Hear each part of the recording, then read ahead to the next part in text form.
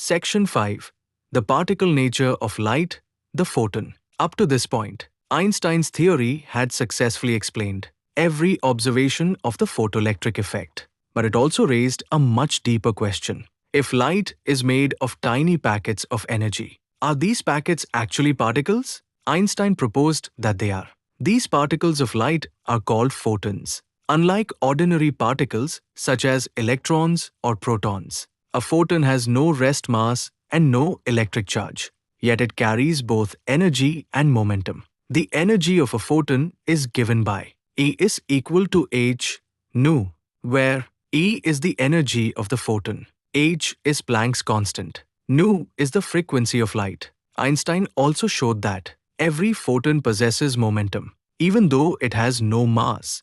The momentum of a photon is P is equal to h by lambda is equal to h nu by c, where lambda is the wavelength of light, c is the speed of light. This means that light can transfer not only energy, but also momentum to matter. Another important point is that all photons of the same frequency have exactly the same energy, regardless of the intensity of light. Then what does increasing intensity actually mean? It simply means that more photons are arriving every second. Each photon still has the same energy. This perfectly explains the photoelectric effect. More photons produce more emitted electrons, so the photocurrent increases. However, the kinetic energy of each emitted electron remains unchanged because each electron still receives energy from only one photon. Photons also travel through empty space at the speed of light and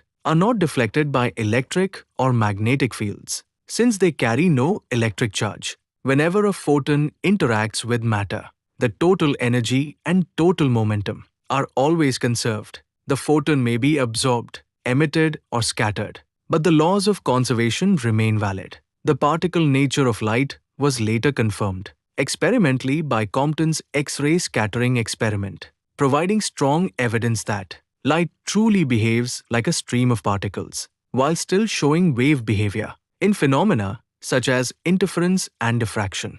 Thus, light possesses a remarkable dual nature. Sometimes it behaves like a wave, sometimes it behaves like a particle. This idea became one of the fundamental principles of modern quantum physics. Thank you for listening. Please like, share, and subscribe to your favorite channel Physique. Next section will be the Broglie hypothesis. Make sure to join us for the next section.